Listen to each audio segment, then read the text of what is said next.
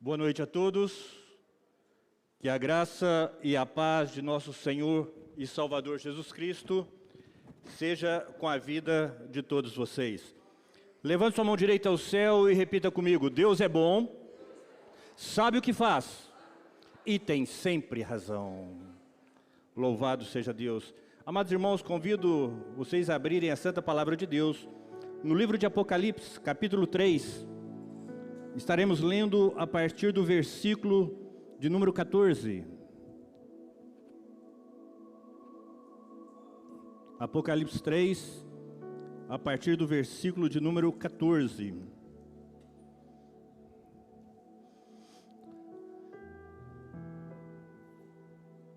Amém? Diz assim a palavra do Senhor: ao anjo da igreja em Laodiceia escreva: estas são as palavras do Amém, a testemunha fiel e verdadeira, o soberano de criação. Conheço as suas obras, sei que você não é frio nem quente. Melhor seria que você fosse frio ou quente. Assim, porque você é morno, nem frio nem quente, estou a ponto de vomitá-lo da minha boca. Você diz: estou rico, adquiri riquezas e não preciso de nada. Não reconhece, porém, que é miserável, digno de compaixão, pobre, cego e que está nu. Dou-lhe este conselho: compre de mim ouro refinado no fogo e você se tornará rico. Compre roupas brancas e vista-se para cobrir a sua vergonhosa nudez. E compre colírio para ungir os seus olhos e poder enxergar. Repreendo e disciplino aqueles que amo. Por isso, seja diligente e arrependa-se. Eis que estou à porta e bato. Se alguém ouvir a minha voz e abrir a porta, entrarei e cearei com ele e ele comigo. Ao vencedor darei o direito de sentar comigo em meu trono, assim como eu também venci e sentei-me com meu Pai em seu trono. Aquele que tem ouvidos, ouça o que o Espírito diz às igrejas. Curve a sua cabeça. Deus querido, Deus santo, nós te louvamos, ó Deus, porque Tu és maravilhoso, Senhor. Nós te agradecemos porque Tu deixaste um manual, Senhor, Tu deixaste a Tua palavra, ó Deus, para que nós pudéssemos nos orientar, Senhor, para que a nossa vida fosse pautada na Tua palavra e que verdadeiramente nós pudéssemos caminhar rumo à estatura do varão perfeito, que é Teu Filho Jesus Cristo. Por isso eu clamo a Ti, Senhor, abençoa grandemente todas as pessoas aqui presentes, abençoa aqueles que estão em casa assistindo a Tua palavra, ó Deus, porque hoje eu me sinto grandemente abençoado pela oração que o presbítero Adeilson fez a meu favor, e eu quero clamar a Ti as Tuas bênçãos sobre a vida dele. Abençoa a vida física, emocional, sentimental, espiritual, a vida ministerial, acadêmica, a vida financeira, ó Deus, aonde ele colocar a planta dos pés, que seja abençoado. E eu quero clamar a Ti, ó Deus, que o Senhor possa estender essa bênção também a todos os meus irmãos aqui presentes, a cada família aqui representada, aqueles que estão nos assistindo agora pelas redes sociais, em nome do Teu Filho amado Jesus. E agora, Deus, fala conosco para a honra e glória do Teu santo nome. Amém. Podeis assentar, amados.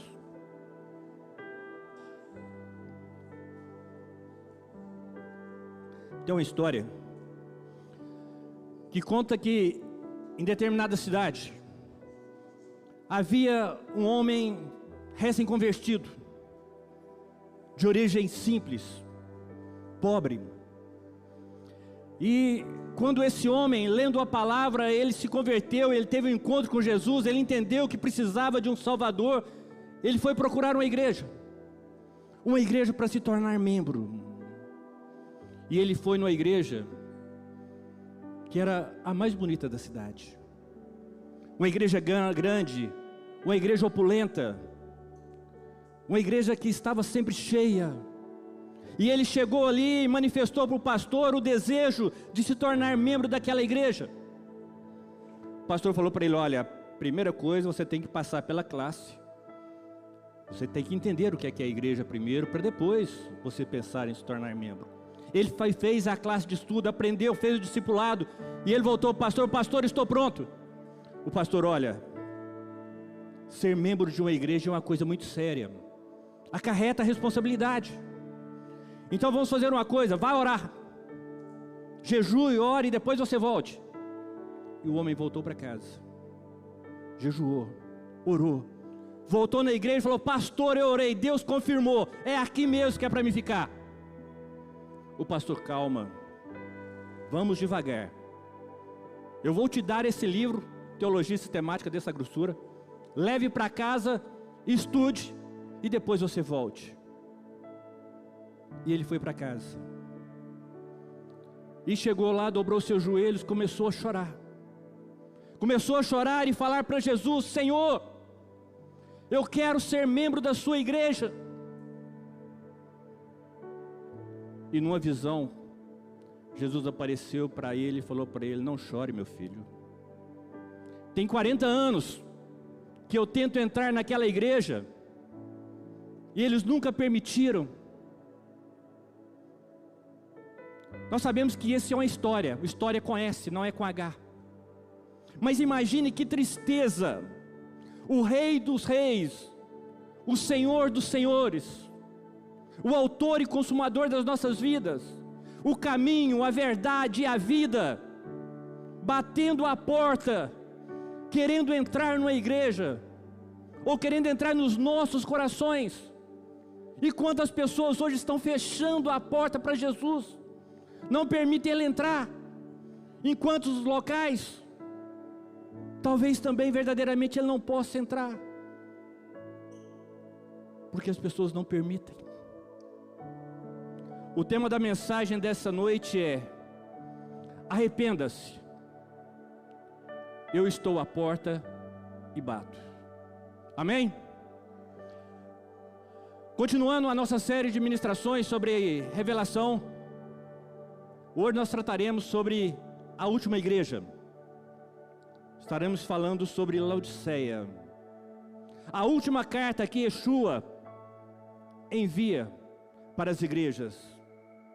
E amados irmãos, essa é a mais lamentável de todas elas. Nessa carta, assim como nós lemos aqui, ela não tem nada de bom. Aqui o Senhor Jesus não faz nenhum elogio para essa igreja. Essa igreja é pior do que a igreja de Sardes. Aqui nessa igreja, nós não temos mostra que existia um remanescente fiel. Não existia uma minoria fiel. A igreja, que simbolicamente ela representa a parousia, ou o segundo advento de Cristo, está numa fase mais corrompida da história. O próprio Senhor, ele se encontra fora dessa igreja, e não do lado de dentro. Simbolicamente nós deveríamos entender que essa igreja, o que ela merece realmente é o que o Senhor fala: ser vomitada da boca de Cristo. E quando ele fala que estou a ponto de vomitar-te da minha boca, ele está falando isso pode ser para uma igreja e pode ser para qualquer cristão, ou para qualquer pessoa que se diz cristão. Porque essa pessoa, ela encontrou a satisfação, uma satisfação tão grande em algumas coisas do mundo, e não no eterno, no Deus Altíssimo, em Yahvé. Às vezes as pessoas encontram mais prazeres nas coisas do mundo do que no próprio Deus. E existe muitos crentes professos que são ateus práticos. Você sabia? Crentes professos que se dizem cristãos verdadeiros, que assumem um rótulo de cristão, mas na verdade são ateus, porque eles agem como se Deus não existisse. Em seu credo eles afirmam que Deus existe, mas em suas vidas eles asseveram que Deus não existe. Através do exemplo da sua vida, eles demonstram para o mundo como se nunca tivessem tido um encontro com Deus, ou pior ainda, que viraram as costas para o Senhor. Então vamos ver um breve panorama histórico e introdutório sobre a igreja de Laodiceia. Para vocês entenderem, normalmente quem vinha de Filadélfia viajava cerca de 70 quilômetros no sentido sudeste até chegar em Laodiceia, usando a mesma estrada do correio postal romano, que saía de Pérgamo, passava por Tiatira, Sardes e Filadélfia, e dava no mar Mediterrâneo. Liga para mim, por favor. Laodiceia, ela estava a 160 quilômetros a leste de Éfeso, pela principal via comercial romana que levava à Ásia Menor. Filadélfia também e Laodiceia, eles estavam situadas nas duas únicas estradas que levavam para a Frígia. A cidade era uma cidade importante, devido à sua localização, porque ela ficava no meio de grandes rotas comerciais. Então era uma cidade que se tornou importante. E além disso, ela estava situada no Vale do Lico, onde nós sabemos que era uma importante área política. E Laodiceia era o membro mais importante da coligação de 3 cidades, com Hierápolis a 10 quilômetros ao norte e Colossos a 16 quilômetros a leste, todos fazendo parte da região da Frígia. Essa cidade, ela foi fundada no ano de 253 pelo rei Seleusta Antíoco II, e o objetivo dele era o controle seleucida sobre a região. Essa cidade também era conhecida pela sua indústria têxtil. Ali se produzia a melhor lã de todo o mundo. Dali saía para todo o mundo uma lã preta, macia, perfeita. Além disso, ali também em Laodiceia tinha uma famosa escola de medicina, especializada em oftalmologia. Ali daqueles montes, eles retiravam um composto, um pó frígio, que era um verdadeiro milagre para os olhos. Então dali também saía colírios para o mundo inteiro, e as pessoas que tinham problemas visuais iam para Laodiceia para tratar. Quando o procônsul Cícero, por ano de 50 a.C., ele foi para aquela cidade se tornou também o maior e mais importante centro administrativo e judiciário da Ásia. A cidade era riquíssima, era o maior centro financeiro e bancário de toda a Ásia. Vocês estão conseguindo acompanhar comigo? Para você ver o tamanho dessa igreja, dessa cidade, a importância dessa cidade. Essa cidade, amados irmãos, era cheia de bilionários. Não é de pessoa rica não, é bilionário. No ano de 60 depois de Cristo, houve um grande terremoto na cidade, e esse grande terremoto destruiu uma grande parte da cidade. E como aconteceu nas cidades passadas que nós vimos, porque essa era uma região vulcânica, nós vimos que Roma, o império entrava com dinheiro para restaurar a cidade. Quando o imperador chegou lá e falou: nós vamos ajudar para recuperar a cidade, o pessoal da cidade falou: não, nós não queremos a ajuda de Roma, nós vamos recuperar a cidade. E as pessoas ricas daquela cidade, elas mesmas reconstruíram toda a cidade. Mas aquela cidade tinha uma desvantagem também.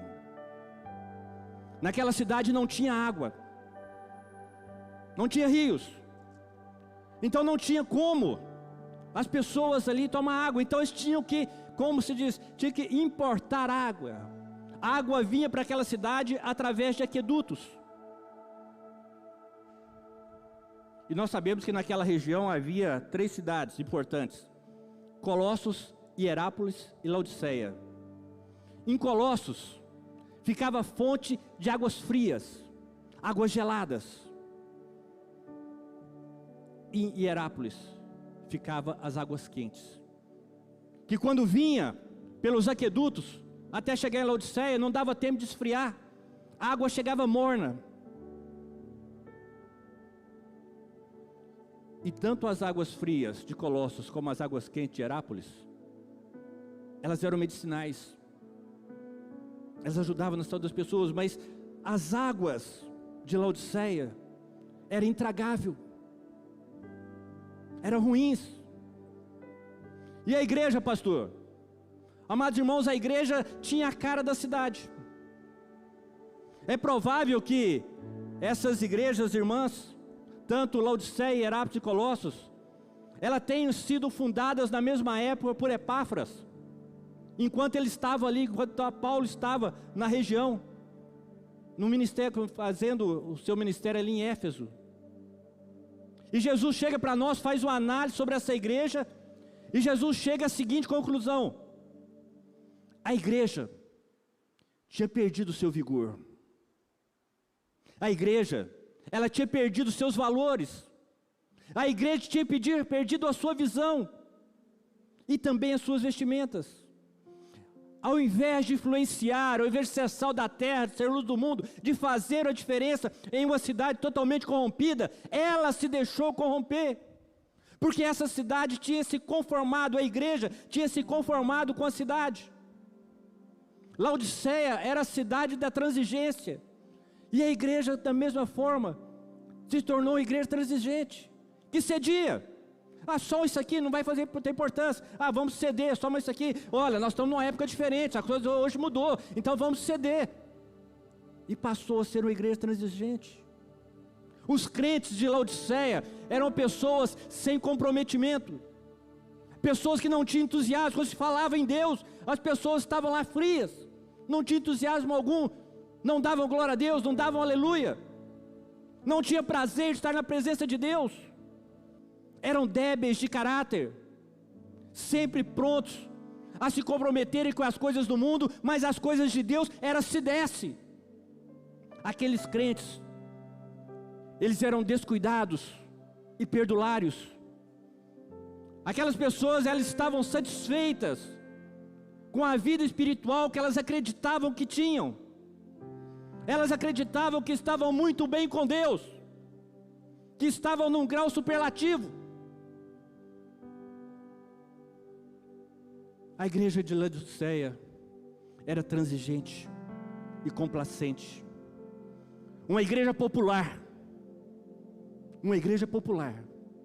mas intransigente, uma igreja que estava satisfeita com a sua prosperidade, orgulhosa de seus membros, orgulhosa de seu templo,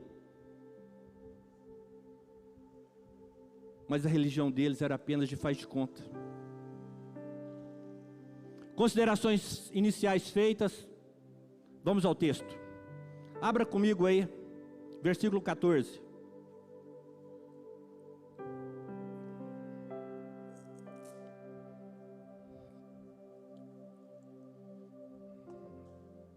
Estou lendo na nova versão internacional, já está aqui, Lindinha já colocou. Ao anjo da igreja em Laodiceia escreva: essas são as palavras do Amém, a testemunha fiel e verdadeira, o soberano da criação de Deus. Como em cada uma das cartas, a palavra aqui ela é dirigida ao anjo da igreja, ao pastor da igreja, e ela deveria ser lida na presença de todos os membros.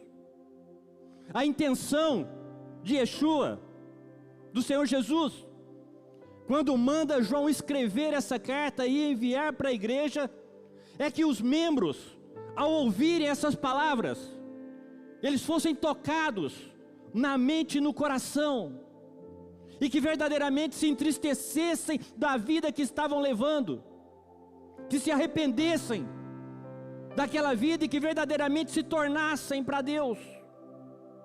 E Jesus vem e fala que Ele é a testemunha fiel e verdadeira, enfatizando para aquela igreja, enfatizando para nós hoje, a confiabilidade, a origem divina dessa mensagem, e a partilha da veracidade de Deus, e da sua autoria prescritiva.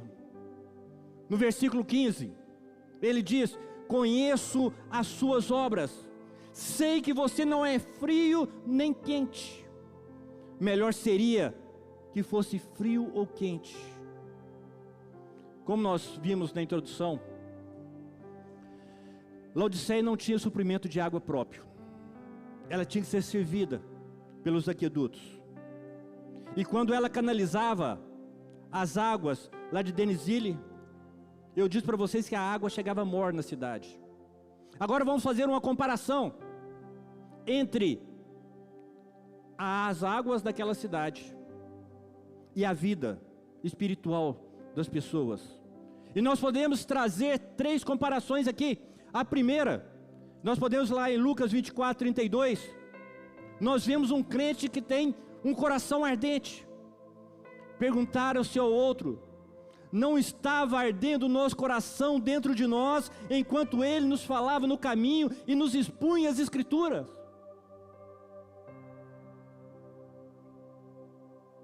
Quando nós vimos o Senhor junto com os discípulos em Emaús, a caminho de Emaús, quando Jesus falava com eles acerca das coisas, ele falou: olha, nosso coração, ele não estava ardendo. E nós precisamos verdadeiramente ter um coração que arde quando nós ouvimos a palavra de Deus, quando nós ouvimos falar de Deus, quando nós temos a oportunidade de estar na presença de Deus. Mas em Mateus 24, 12 também diz sobre um coração frio. Devido ao aumento da maldade, o amor de muitos esfriará. Amados irmãos, como nós temos visto isso nesses dias? Quantas pessoas têm virado as costas para o Senhor Jesus? O presbítero Adeilson disse isso aqui no começo. Muitos começam com medo. Medo disso, medo daquilo. E nós já falamos que o medo é um espírito maligno e que deve ser repreendido das nossas vidas, porque a nossa confiança tem que estar no Senhor. Mas está se cumprindo a profecia, porque está escrito em Mateus 24, que nos últimos dias o amor de muitos esfriaria. E infelizmente nós estamos vendo isso acontecer. As pessoas não querem mais dar glória a Deus, as pessoas não querem mais dizer amém, as pessoas não querem participar de um culto de oração, não querem buscar a Deus. Se o culto demora um pouquinho mais, começa: ó, pastor, está passando da hora. Não tem prazer de estar na casa de Deus.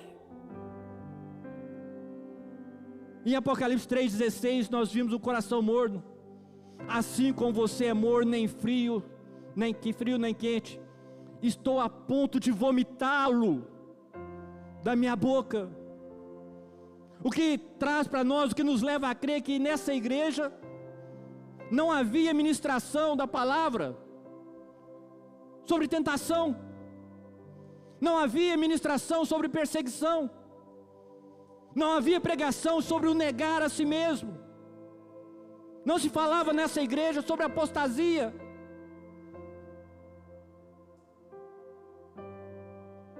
E com isso foram esfriando. E Jesus então vem e declara de uma forma devastadora: antes fosses frio ou quente. Aquela igreja não poderia ter se nivelado com o abastecimento de água da cidade. E se nós aprofundarmos um pouquinho mais, nós vamos ver que o problema dessa de Laodiceia, o problema dessa igreja, não era teológico e também não era moral. Se nós pesquisarmos na história, nós vamos ver que nessa cidade não tinha falsos mestres, não existia heresias. Nessa igreja também não havia o pecado da imoralidade, nem do engano. Não havia nessa cidade cartas hereges, não havia malfeitores, não havia perseguição. O que estava faltando para essa igreja era o fervor espiritual. Aquela igreja, ela estava morna, era uma igreja indefinível, uma igreja apática, indiferente, nauseante. Aquela igreja estava acomodada. O problema daquela igreja não era a heresia, mas era a apatia, porque nenhum daqueles membros daquela igreja queria compromisso com Deus, queria compromisso com a liderança, queria compromisso com a igreja, com os trabalhos da igreja. Não queriam viver em comunhão com os irmãos, e muito menos com Deus, porque eles estavam ricos, eles estavam abastados, eles estavam bem, e achavam que não precisavam mais nada. Cada pessoa daquela igreja queria viver a sua própria vida. Eles não dependiam de ninguém. Então por que eles iam precisar de Deus? Tinham tudo. Então Deus também não era uma necessidade para eles. Amados, o nosso fogo espiritual íntimo, ele está em constante perigo de enfraquecer, ou até de morrer. Vocês já viram uma churrasqueira? Se você deixa o braseiro muito tempo quieto, as laterais vão se apagando, e chega uma hora que o meio também se apaga. Para isso, o braseiro ficar bom, você tem de vez em quando dar uma cutucada, dar uma empurrada nas brasas para os lados, às vezes dá uma soprada, até que ele volte a incendiar. Assim também precisa ser a nossa vida. Se você não tomar cuidado, você esfria sem perceber. Por isso que muitas vezes as pessoas falam: não, pastor, eu estou muito bem com Deus, só que não ora, não lê a Bíblia, não vive em comunhão, não vai para a igreja, mas estou muito bem com Deus. Como? Hebreus 9:25 diz: olha, não deixai de congregar, como é costume de alguns. Isso é mandamento. Jonathan Edwards, ele falou uma frase em um livro que eu achei muito interessante, que nós cristãos, nós precisamos ter luz na mente e fogo no coração. Posso ouvir um amém? Posso ouvir um glória a Deus? A verdade de Deus, ela é lógica. Nós estamos aqui nessa noite prestando um culto racional, nós estamos prestando um culto com todo o nosso entendimento, mas o nosso coração não pode ficar fora. Nós precisamos ter fogo no nosso coração. Ainda no versículo 15, Jesus nos mostra que nós precisamos nos posicionar. Ele fala: olha, melhor que você fosse frio. Melhor que você fosse frio. Melhor frio do que morno. É mais honroso ser um ateu declarado do que um membro incrédulo de uma igreja cristã. A queixa de Jesus contra os fariseus era por causa da hipocrisia. Batiam no peito, mas não viviam. Alguém, uma pessoa que nunca fez uma profissão de fé, uma pessoa que tem consciência, que vive a sua vida realmente longe de Deus, uma pessoa que tem consciência que a sua vida não é pautada na palavra de Deus, é muito mais fácil dela vir para o Senhor do que aquela pessoa que se julga cristã, mas não tem uma verdadeira vida espiritual. Amados, uma pessoa morna é aquela em que há um contraste entre o que ela diz e o que ela pensa de um lado, e o que ela realmente é e vive do outro. Ser morno é ser cego à sua verdadeira condição. Versículo 16: assim, porque você não é morno, nem frio, nem quente, estou a ponto de vomitá-lo da minha boca. A igreja de Laodiceia, ela deveria ser uma igreja de Cristo. Ela deveria ser uma igreja que desse alegria a Cristo,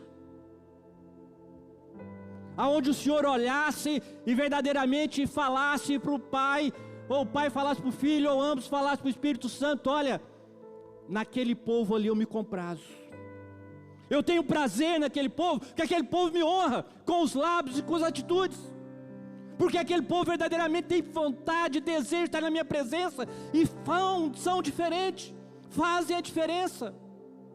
Aquele povo me ama. Agora ele vira para esse povo e fala: olha, eu estou a ponto de te vomitar, você está me dando náuseas. Jesus tinha muito mais esperanças nos publicanos e nos pecadores do que naquelas pessoas que estavam dentro daquela igreja. Nós fomos salvos,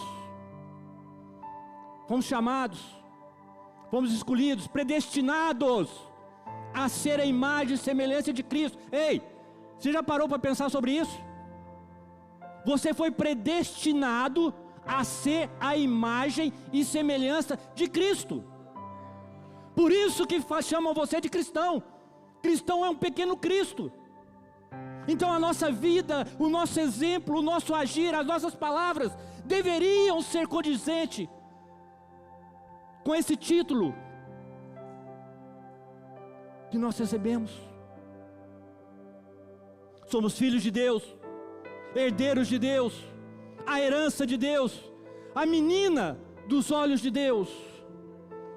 Mas quando nós perdemos a nossa paixão, quando nós perdemos o nosso fervor, quando nós perdemos o nosso entusiasmo, nós provocamos dor no Senhor Jesus, nós provocamos náuseas no nosso Salvador. E Cristo repudiará totalmente aqueles cuja ligação com Ele foram puramente nominal e superficial. A história nos mostra que a igreja de Laodiceia desapareceu, acabou.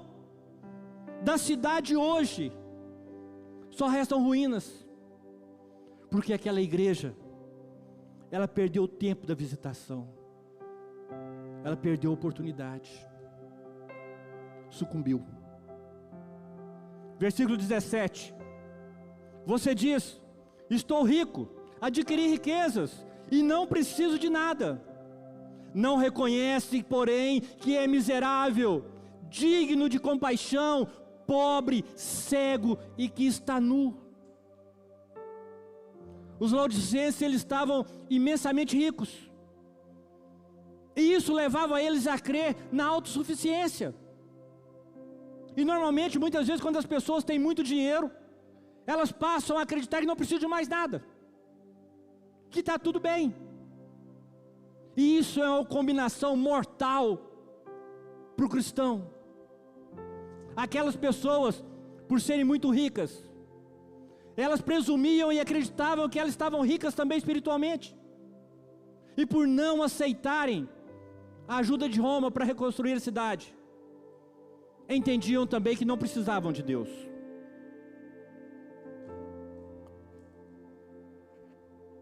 Assim Yeshua vem e resume esse dilema espiritual deles e diz para eles: não reconhece, porém, que é miserável, digno de compaixão, pobre, cego e que está nu. Aquela igreja, amados irmãos, ela não tinha pressão externa da perseguição por parte dos pagãos como em Sardes, ou dos judeus como em Esmirna e Filadélfia. Naquela igreja não tinha ameaça interna de movimentos heréticos como em Éfeso, Pérgamo e Tiatira. Eles haviam sucumbido ao seu próprio estilo de vida. Eram ricos financeiramente, mas eram miseráveis espiritualmente. Tinham os melhores colírios do mundo, mas eles eram cegos espiritualmente. Tinham a melhor lã, mas estavam nus espiritualmente. Agora veja, você como ser humano, se uma pessoa começar a pisar no seu calo, ela pisa hoje, pisa amanhã, pisa depois, e começa a te perseguir, ou começa a querer fazer as coisas com você, normalmente o homem, estou falando do homem, não estou falando de vocês, nem do cristão, o homem,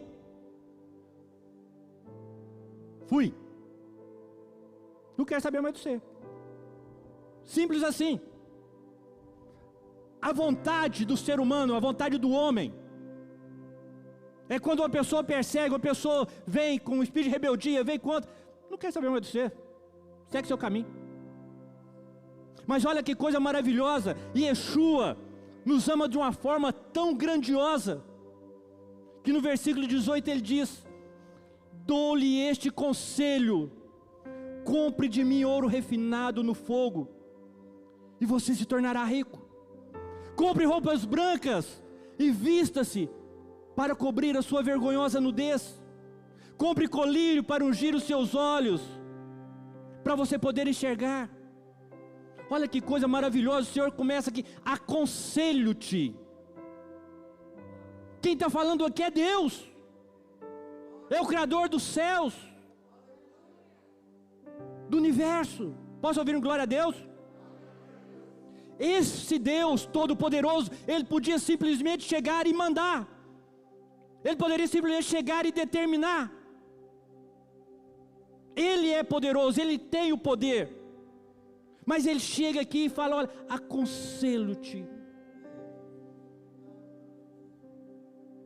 Ele prefere nos dar conselho nessa noite.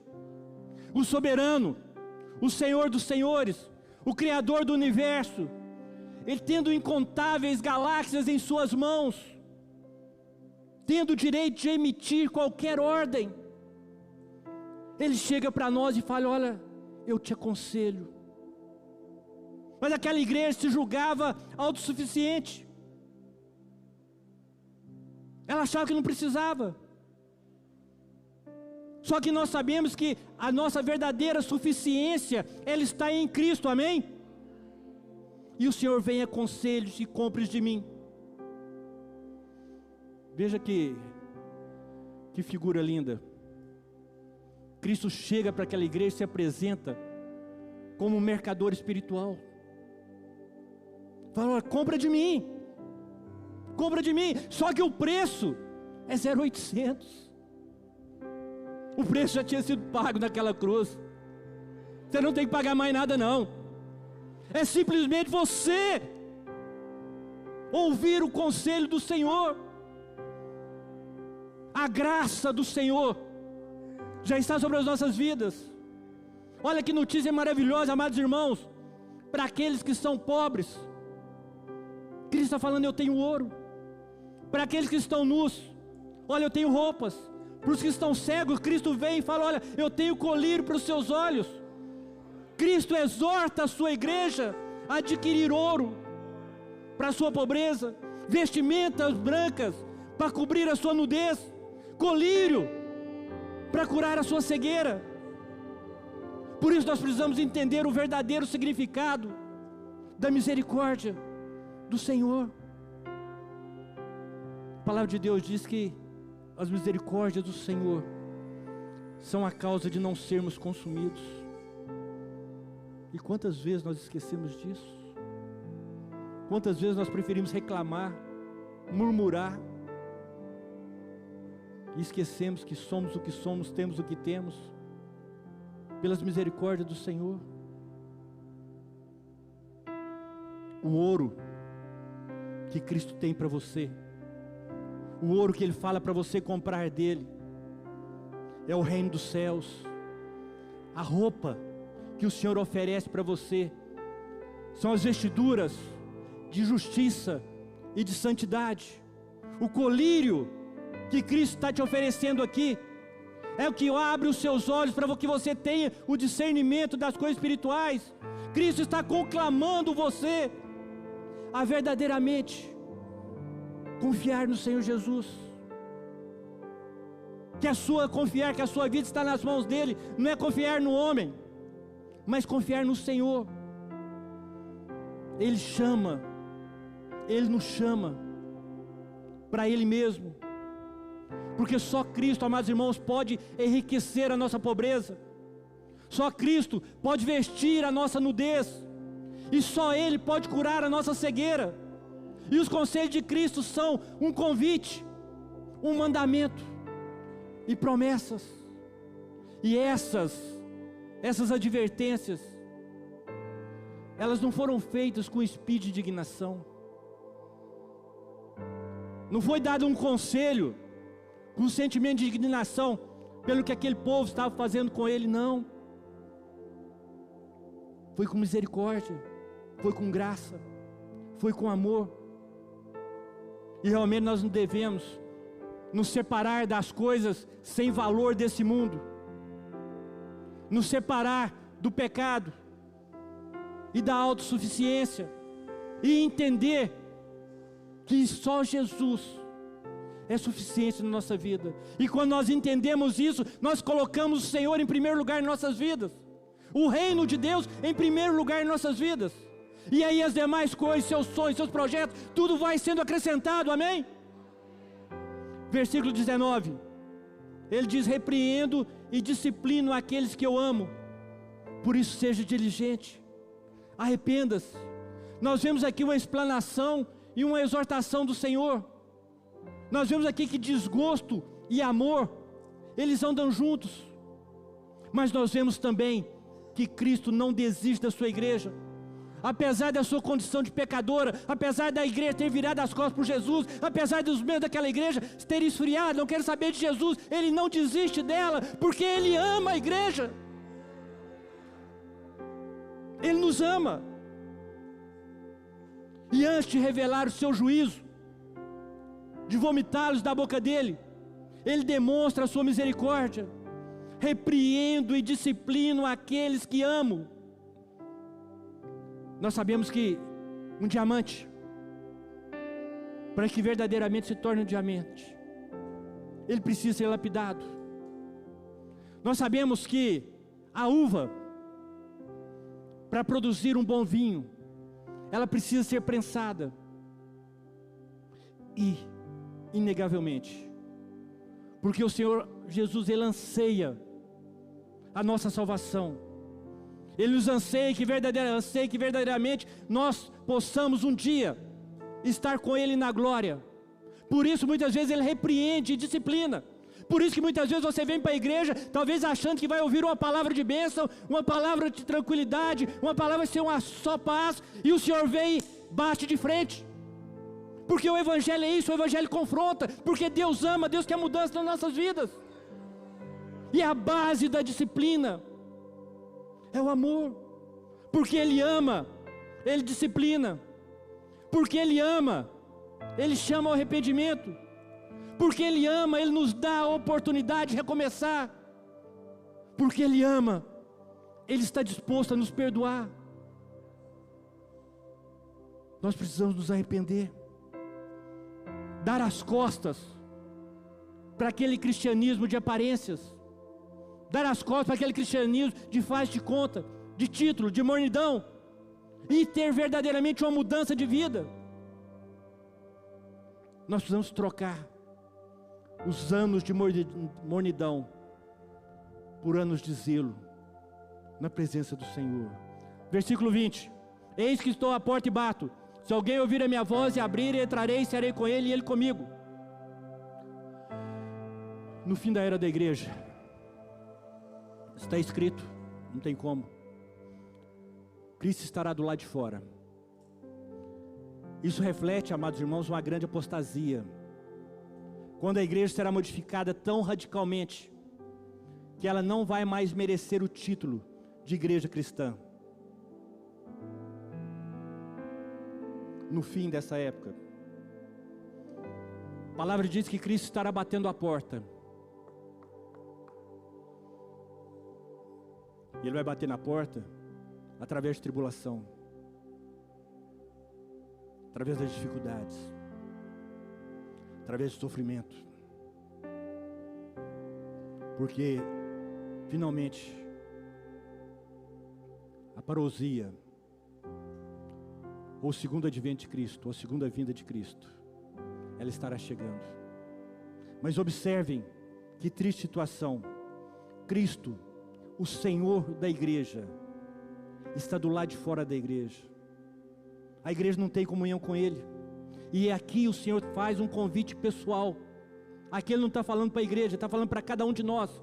Ele está falando para aquele povo ali em Laodiceia. A salvação é uma questão totalmente pessoal. Enquanto muitos batiam a porta no rosto de Jesus, outros são convidados por Ele.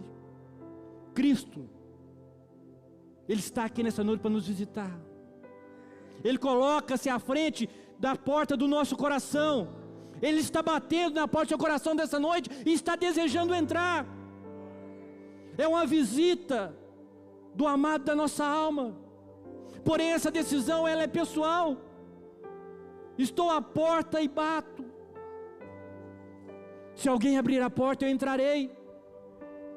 Jesus bateu a porta através das circunstâncias, mas Ele chama através da palavra.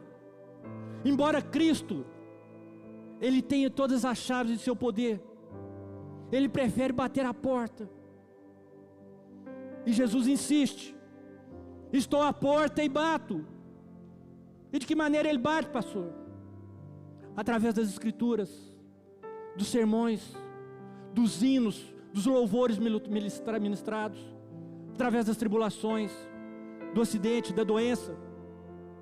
E nós precisamos aprender a ouvir a voz do Senhor, para cearmos com Ele. Que o Senhor nos convide para estar com Ele, cear com Ele, ok. Ele é o Senhor Todo-Poderoso. Agora vejam aqui, Ele está falando que vai na sua casa, Ele vai cear com você. Uma honra muito maior. O Rei dos Reis, Senhor dos Senhores, está falando: eu vou cear com você, abra as portas do seu coração que eu vou entrar. Olha que coisa maravilhosa. O hóspede, ele se transforma em anfitrião. E nós sabemos que nós não somos dignos que Ele fique debaixo do nosso teto. E Ele vem e ainda fala para nós que vai sentar à nossa mesa. No versículo 21 Ele diz: ao vencedor darei o direito de sentar-se comigo em meu trono, assim como eu venci e sentei-me com meu Pai em seu trono. O vencedor. Essa também é uma palavra comum em todas as cartas. E quer dizer aquele que vencerá, aquele que está dando ouvido a essas palavras, a essas advertências, a essas promessas. Aqueles que têm ouvido e ouvem. E parece que é até uma redundância, né? Quem tem ouvidos, ouça. Quando Cristo entra em nossa casa, realmente nós recebemos riquezas do reino, recebemos vestes brancas, e os nossos olhos são abertos.